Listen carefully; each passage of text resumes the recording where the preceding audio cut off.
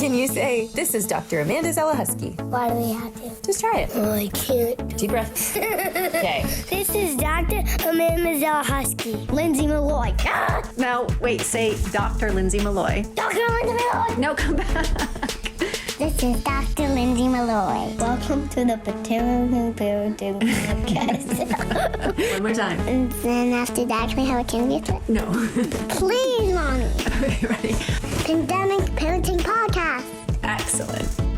Please note that the information contained in this podcast and on the Pandemic Parenting website are intended for educational purposes only. Nothing discussed in this podcast or provided on the website are intended to be a substitute for professional psychological advice, diagnosis, or treatment. No doctor-patient relationship is formed between the hosts or guests of this podcast and listeners. If you need the qualified advice of a mental health or medical provider, we encourage you to seek one in your area.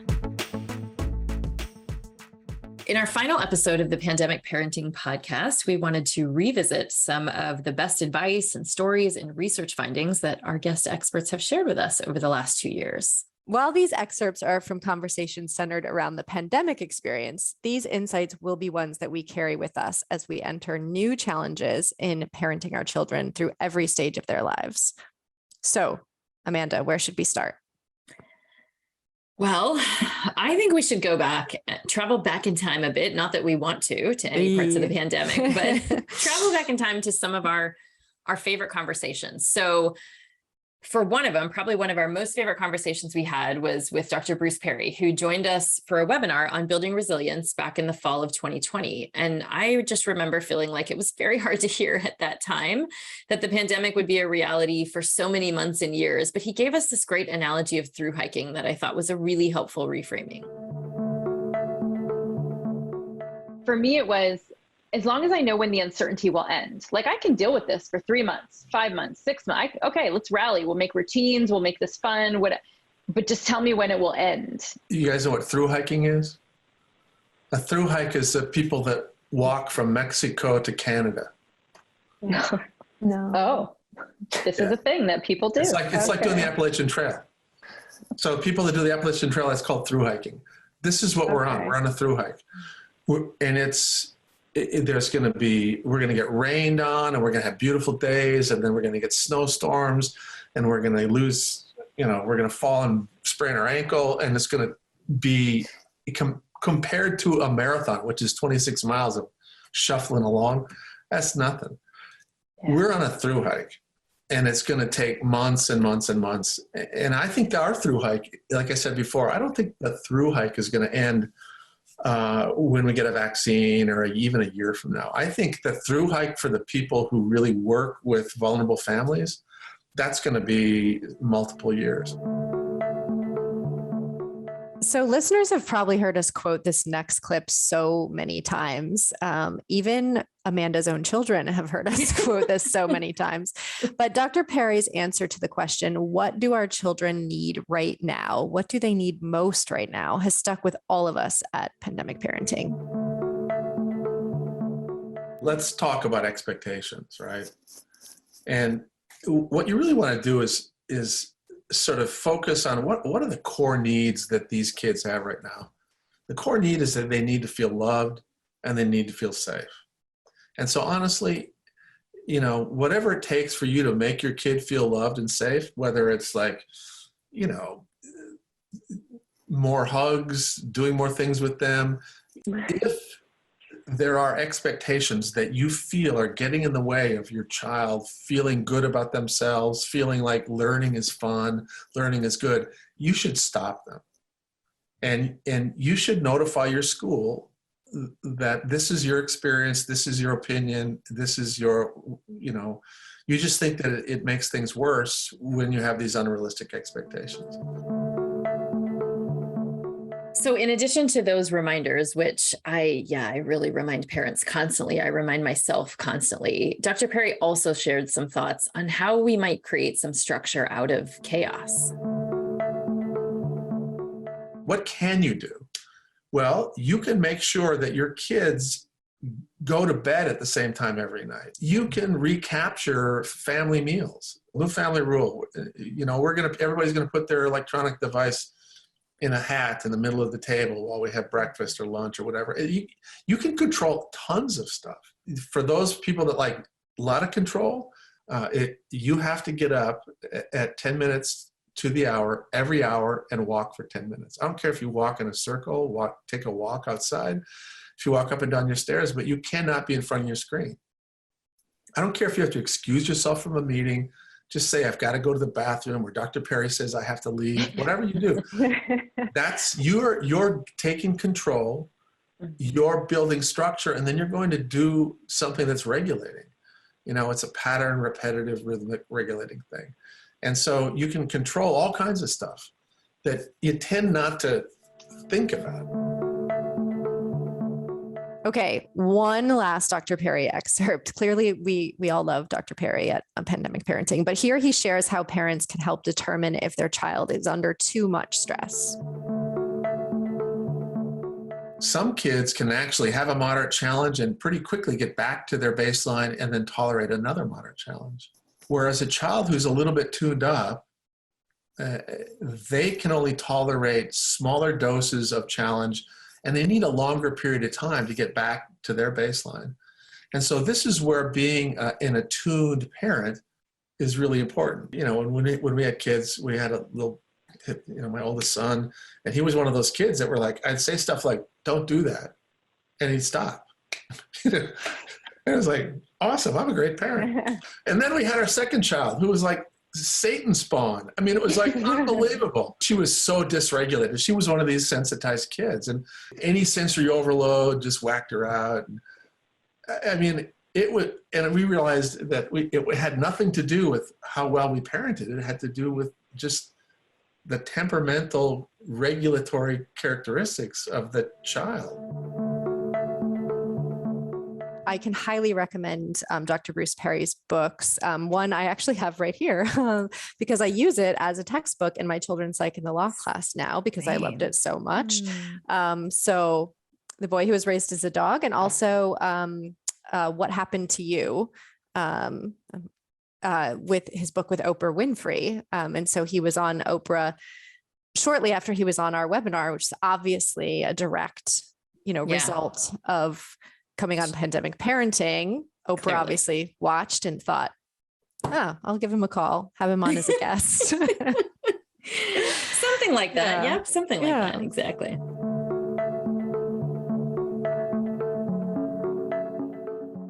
In the webinar, Managing Sibling Conflict, Dr. Mandy Morrill shed some light on how parent relationships influence sibling relationships. If the family structure is stressed and chaotic and overwhelmed, it's going to play out in the sibling relationship too. If parents are fighting, often one of the siblings will take on doing something problematic to get the attention off and triangulate away from that relationship and alleviate that stress. It's so important to be aware of how you're feeling, how you're engaging with your world, and how that's playing out in the family system. Dr. Morrill's point about being aware of our own emotions reminds me of an insight that you shared, Amanda, about co-regulation, how our emotions affect our children. As parents, I think we often forget that we're co-regulators. So when we're, worked up, our kids can come up to that level. But when our kids are worked up, often we are using ourselves to help bring them down, right? It's why it doesn't work when your child is screaming and you scream back at them, stop yelling at me. Because if we're both yelling, that's not going to do it. But if you can help to kind of bring them down and use that ability to use yourself to help regulate them back down, that's incredibly helpful. And that's what this dance is that we do with our kids. They're looking to their grown-ups to help regulate them.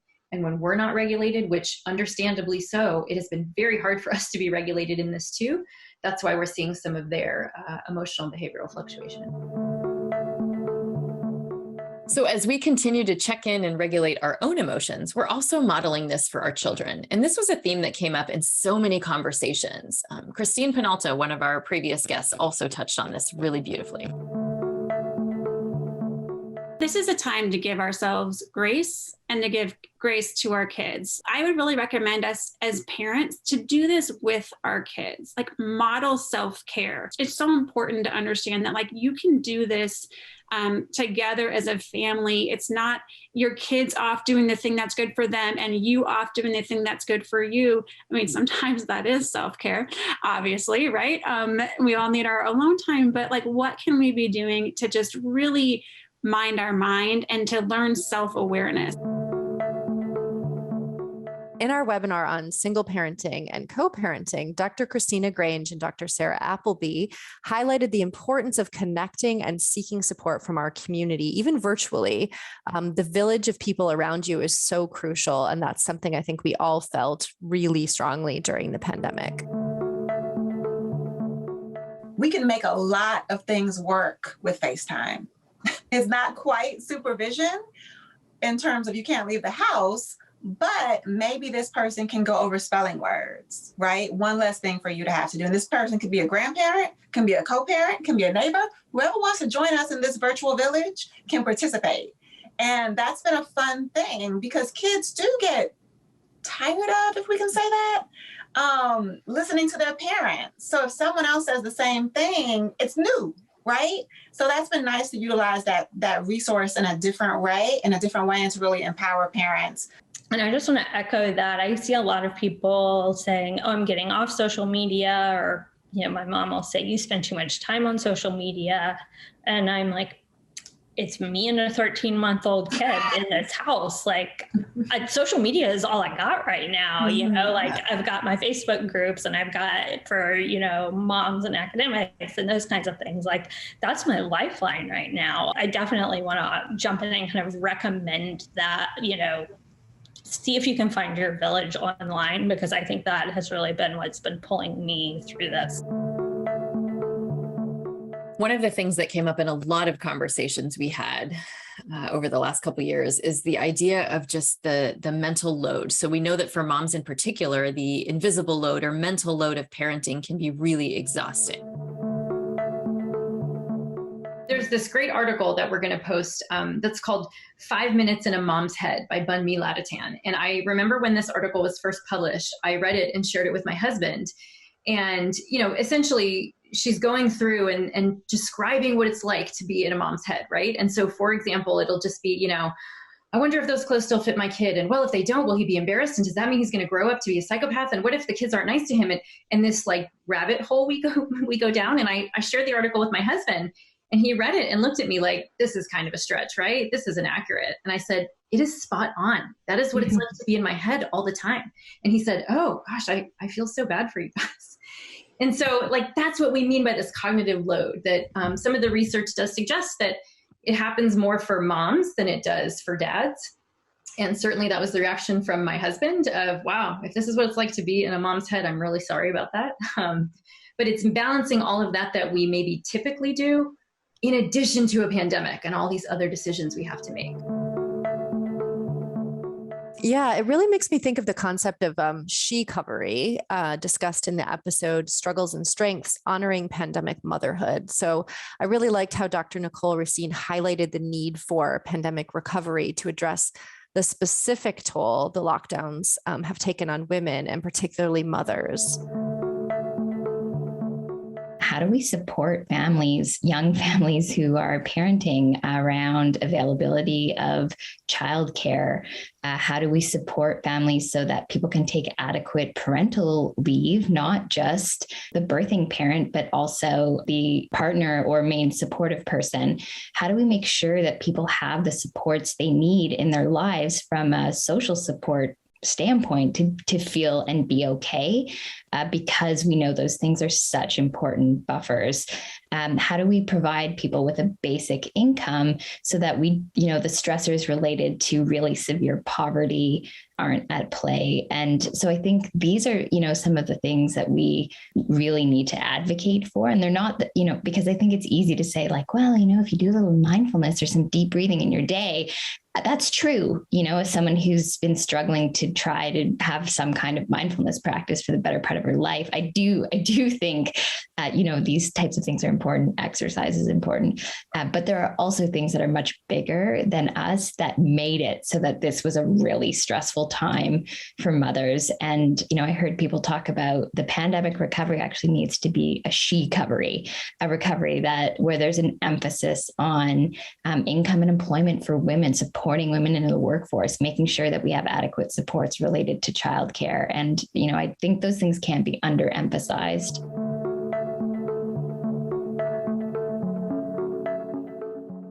So a question we got a lot from parents over the last couple of years was, how do we know if our child is experiencing trauma? This was a question we were thinking about a lot when the pandemic started. It inspired some of the research that, both Lindsay and I did. And it's also one that as parents, we're regularly alerted to when our kids are facing extreme challenges. So Dr. Julian Ford joined us for our episode series on trauma-informed parenting. And here he is talking about how parents can detect trauma in their children.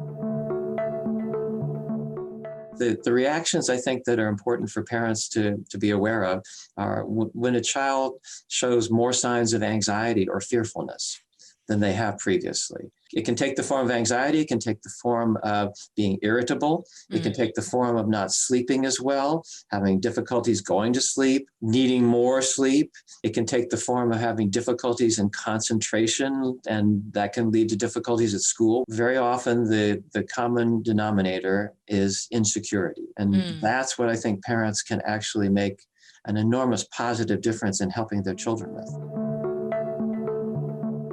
In this next clip, we'll hear Dr. Ford describe what trauma-informed parenting looks like.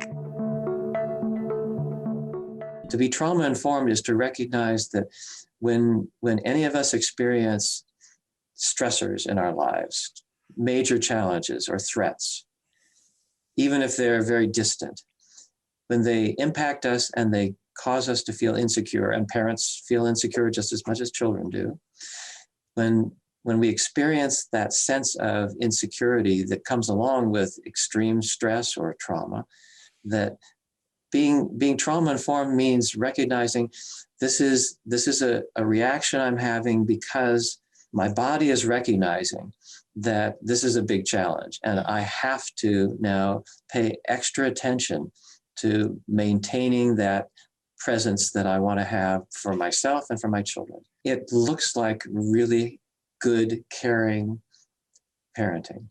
It doesn't look like superhero parenting. It doesn't look like parents who are able to do things that no other parent can do. It looks like regular people who are making a concerted effort, who are being very thoughtful and intentional about maintaining their own health and well-being and protecting and maintaining the health and the well-being of their children. So we knew that trauma and stress and resilience in children was such a huge topic that we decided as an organization to address it more in depth. So that's why Dr. Julian Ford, another of our favorites, myself, along with the team at Pandemic Parenting and the Interorganizational Child Trauma Task Force, put together a roadmap to resilience, which includes podcast episodes, short videos, and a number of printable resources that are all about supporting children who are experiencing stress and trauma. So you can find links to all of those resources I just mentioned in the show notes, or just visit roadmaptoresilience.org.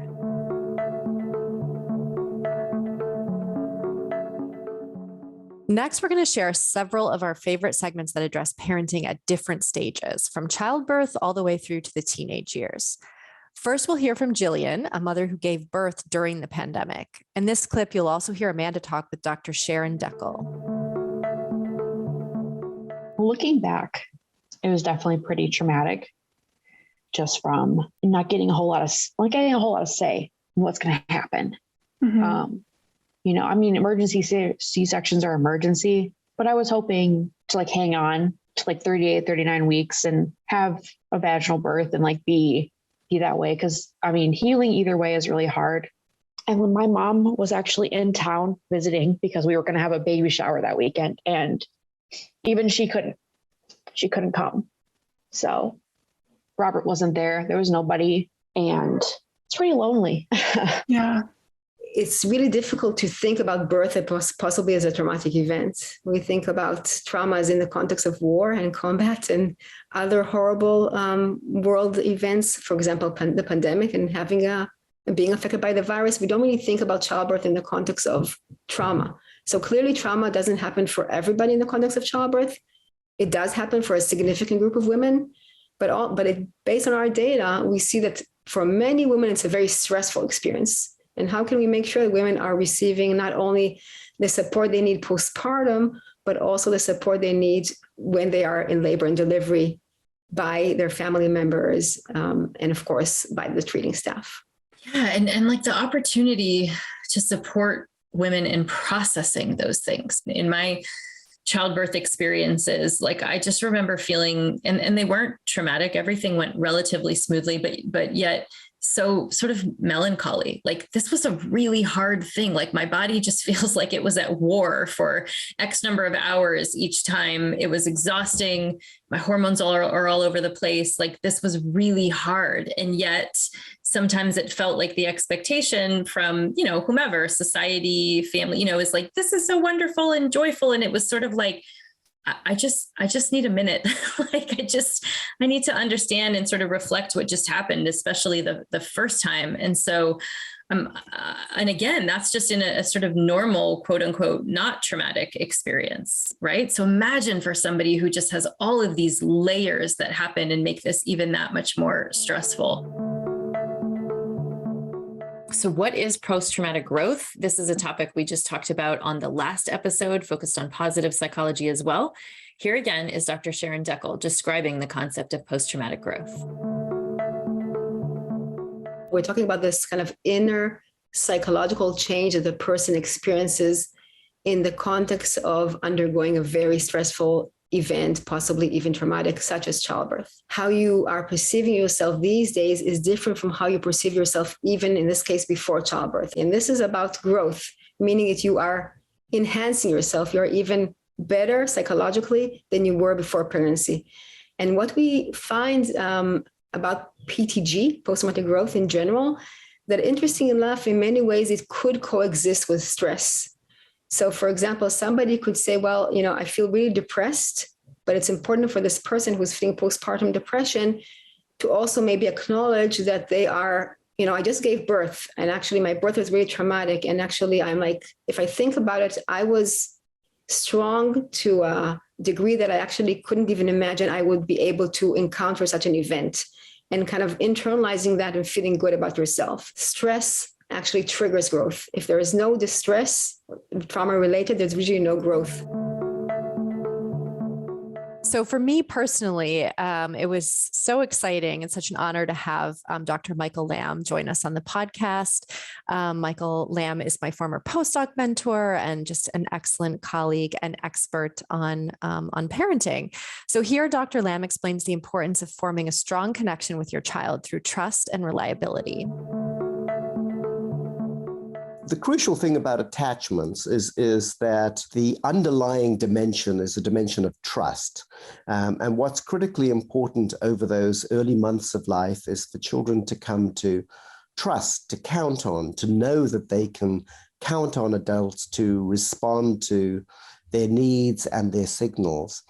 And it's that growing process of coming to realize that this person, these people are there for me when I really need them. And, really need them when you 4 months old is not quite the same as really need them when you're 15 or 35. It's a much more pressing demand in those early ages.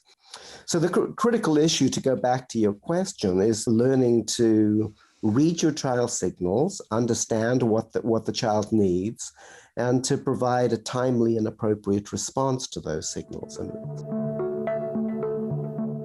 For many kids, the pandemic caused a lot of fear, and for many parents too, actually. In one of our earliest webinars, talking to kids about COVID-19, Amanda walked us through common childhood fears. While not all kids have all the same fears, it can be helpful to recognize how your child's fears may evolve and change over time. So children and teens are concerned about very different things, okay? They have different cognitive capabilities, different psychosocial levels of maturity. And so the conversations are gonna look different with kids of different ages.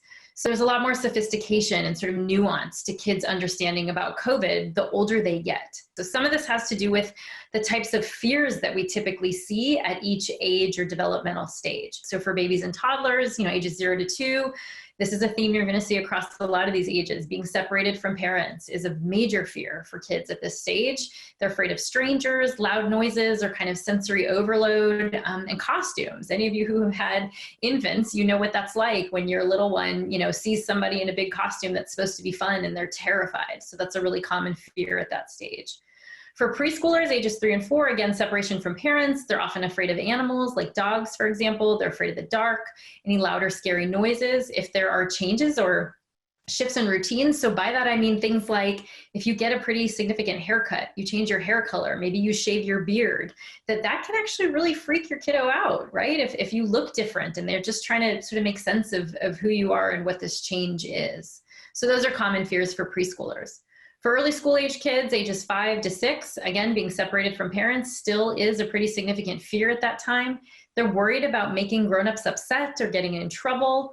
They're worried about getting sick or hurt. They talk a lot about bad guys or bad people, and having bad dreams, right? Because it's still hard for them at this time to know what's real or what's not, what's in their imagination and what's not. That's why they're afraid of things like monsters, right, in their dreams. So if we kind of continue on and think about older kids, so when we're talking about ages 7 to 11, sudden tragedies or crises tend to be a significant fear, a parent getting sick or dying, sometimes being at home alone, and definitely that fear of rejection by peers and how their peers might be judging them. For adolescents, still being judged by peers is really significant. They're worried about themselves or somebody they care about getting hurt. Failing in school, current events they're aware of that are going on around them. They're worried about how that might impact them. So things like school shootings, for example. Talking to parents about personal issues, they get afraid of that. What are my parents going to think if I tell them this? And they definitely are afraid of missing out on major things or things that they think are really important or significant. So if we keep these fears in mind at different stages, it definitely plays into the kinds of conversations we're going to have with our kids of different ages. One of my favorite moments in our past webinars was when we got to have a teen moderate our discussion about teen mental health. So we were so excited to welcome Charlotte Whitvote to join us for our teen mental health webinar and actually sort of guide and moderate the conversation. During that conversation, Charlotte had some advice herself. So this is Charlotte sharing advice for teens and their parents. For me, the most helpful thing has just been going back to the basics. Why am I worrying about my grades in school when I haven't eaten today? We have to be extra kind to ourselves and extra patient with ourselves. And for parents, I would remind you to not hold your teen to standards you don't hold yourself to, because at the end of the day, we're all just human and it doesn't make sense to hold your teen to a standard that, you don't accomplish either. And sometimes I feel like we expect a lot out of our household dynamics. We recently released a follow-up episode discussing recent research about the impact of the pandemic on teenagers specifically. The episode also included several parent stories, including Jennifer's reflections on trusting her teenage son. So if you could get in his head for a second, what do you think he wishes you guys understood more about him? Or maybe you've heard him talk about some of his friends' parents don't do or understand about them. What would he say? Well, I have asked him that question, believe it or not. And the answer we get from him is sometimes I just wish you would trust me. I wish that you would trust that I know what I'm doing. And that just sort of silences me because of course I think, no, you don't know what you're doing because you've never been older than what you are at this phase in your life. He's doing it his own way. And I need to just trust that process because he'll learn. We had an experience like this not too long ago, actually, where I told him I was so proud of him for coming around. We gave him some freedoms this summer as a 15-year-old to basically make his own decisions about what time he should go to bed. He likes to test the water of trying to stay up as late as possible because he thinks that's a great idea. Doesn't matter how often his parents tell him that's a terrible idea. You've got work the next day or soccer practice or something that requires you to be well rested. So maybe you should get more sleep. Well, it was after a few weeks of this routine where he had a schedule during daytime hours, but still kept himself awake pretty late at night. And he finally admitted, without even me asking about it, he just said, I think I'm done trying to just stay up late for the sake of staying up late because it's really affecting my days. Like all I want to do is come home and take a nap and I don't have time to do that. And I just looked at him and I didn't say a word. And he said, I think you were right, but I needed to go through this process myself. I needed you to not tell me to go to bed. I needed to tell myself to go to bed. And then he walked out of the room. And that was the end of the conversation in which I never said a word, but he still arrived at the correct outcome. It just wasn't through the process that necessarily I would have followed in order to get there. Gosh, which is just so insightful too. And it's not in our time, which can be really frustrating as a parent. Like he said, he got there, he needed to get there on his own, but it's in his time. And so I think sometimes as parents, it's like, would really like you to get there faster, but it's in their time. And what a powerful conversation that wasn't a conversation, but it was a realization for him and you that maybe reassured you in some ways for exactly what he wants, which is to trust him. Right. To get there. Exactly.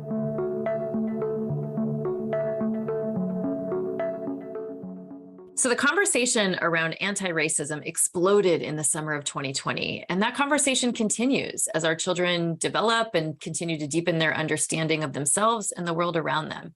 Here's Dr. Travis Heath answering the question, should parents talk to their children about anti-racism? My 8-year-old likes basketball. We were watching the NBA with Black Lives Matter on the court, right? And she says, Daddy, what's Black Lives Matter mean, right? And that's like on a tee, right?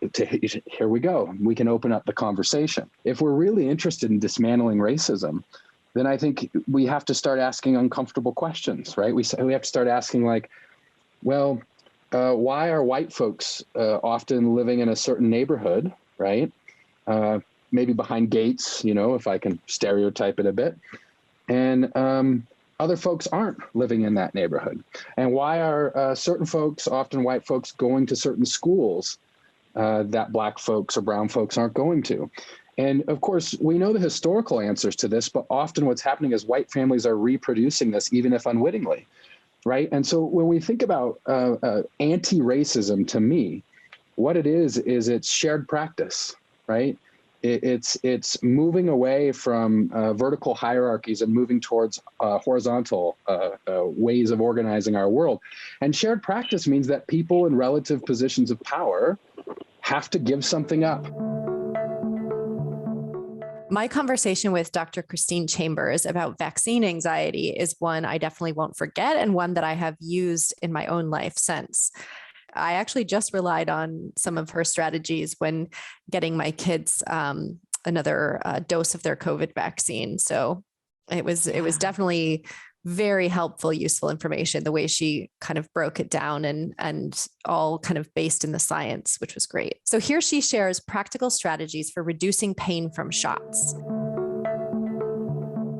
Thankfully, there's been tons of research on what to do to reduce pain from vaccination. And so there's a bunch of things that parents can do, and they're generally in 3 different categories. So one of those categories is a P for pharmacological, another P for psychological, and then a P for physical strategies. So we think about those 3 buckets. In the pharmacological kind of category, there is a numbing cream that you can purchase at your local pharmacy, and it's not very expensive, although the cost, can be a barrier for some people. Mm-hmm. And this cream, if you apply it to the skin, and depending on the type of cream that you get, could be 30 to 60 to 90 minutes before the needle, actually significantly reduces the pain associated with the needle. So there's tons of research showing that this cream really is effective. So I've used it on my own children. And there's also a psychological benefit too. I mean, you apply it before you go. You talk about numbing cream. Some people call it, a magical cream that will help the hurt Then when you actually get to the procedure, some of the physical strategies, and again, the vaccinator will usually be well informed, in terms of the physical positioning, but having children sit up, or older children at least sit up rather than laying down to get their vaccination. People have studied these different variables of just your positioning and how that can impact your pain experience. So usually the vaccinator is pretty well informed on those strategies. And then the psychological is really important. And this is where, parents can play a big role, which is making sure that your child is distracted and relaxed.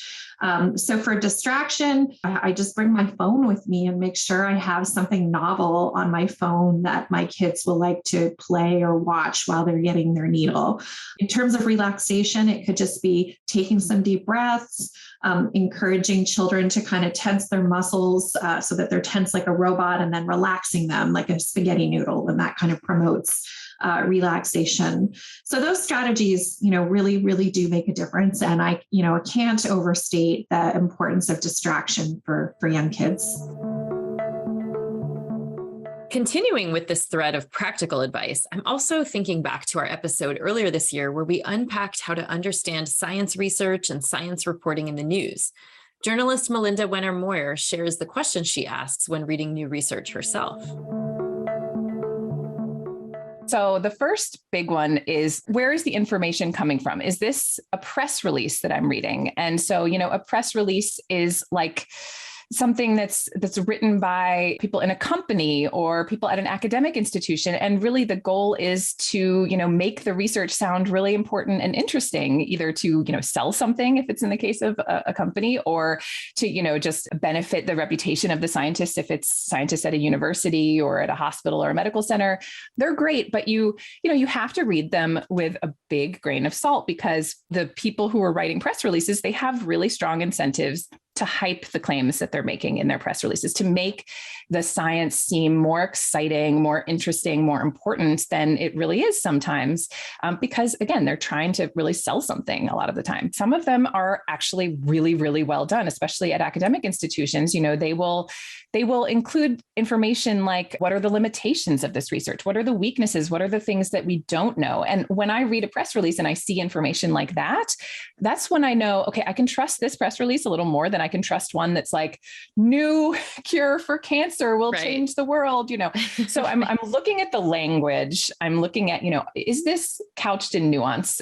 Is it not? Is it really hyperbolic? Is it not? What kinds of things are included? And that helps me understand whether it's trustworthy. Science information I'm getting is directly from studies that are published. Where was the study published? Was it published in a journal that is well respected, that has the peer review process built into it, in which, in order for a study to get published, it has to be read by a panel of scientists in the same field who were not involved in the research, who really, read it carefully, who understand what kinds of design aspects should be, included in this kind of study, who really, vet the study and make sure that it's good enough to be published in a journal. So, is it published in a peer review journal? Is it not? There's information you can look at in a study that reflects essentially like the likelihood that the results were not just due to random chance, that you can actually trust that, if there was an intervention being tested, that the benefits of this were real to some, and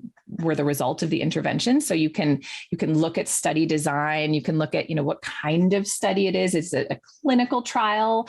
Is it just a sort of observational study where, let's say, researchers are finding associations between things like, okay, a study finds that people who say they eat a lot of spinach are less likely to get into car accidents. And the conclusion they make is like, eating spinach prevents car accidents. And you have to think, well, wait a minute, this is just a correlation, an association between two things. And we have to be really careful about how we interpret that.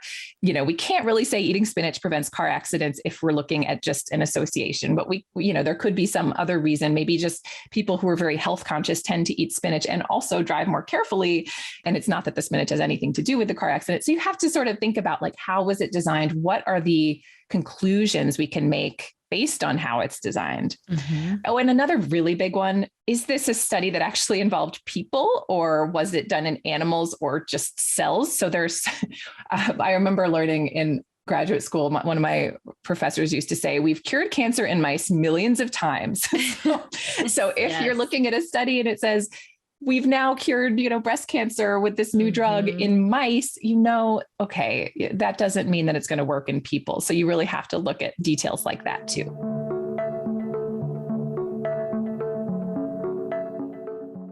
To wrap up, we have two last clips. First, Dr. Simona Skripkos-Kaita reminds us that if pandemic parenting has been difficult for you, you're definitely not alone.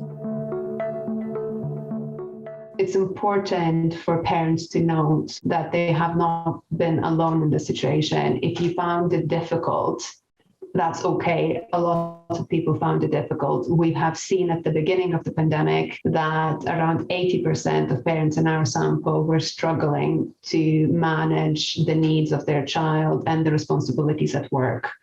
We were not made to parent alone.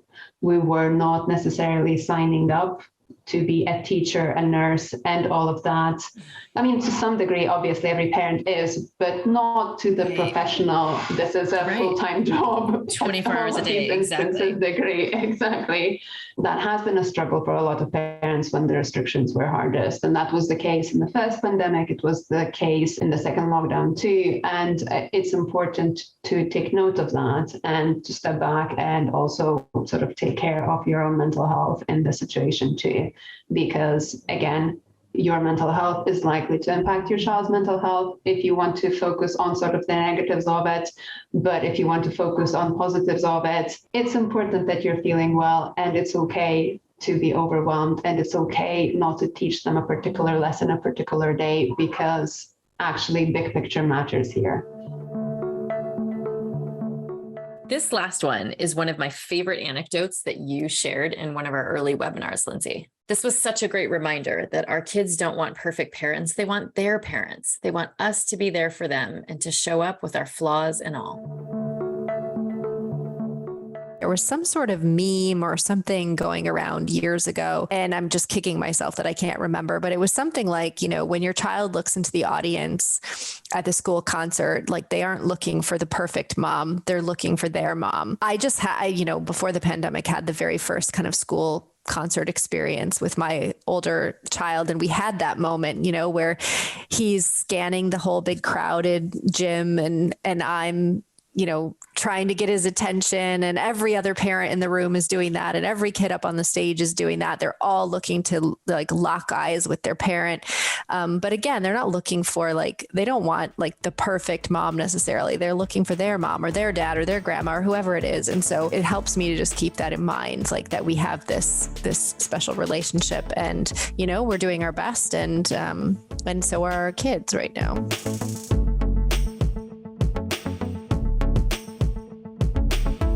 The organization, Pandemic Parenting, will be closing our virtual doors at the end of 2022. All of the resources on our websites, www.pandemic-parent.org and www.roadmaptoresilience.org, will continue to be available, and you can find all of our videos on our YouTube channel as well. Thank you to our team, Victoria Bruick, Miranda Dauphiny, Lydia Liang, Julianne Matthews, Paula Sillers, Jennifer Valentine, and Carmen Vincent.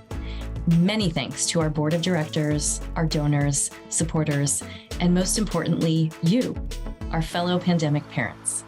Thank you for joining us through these years of pandemic parenting.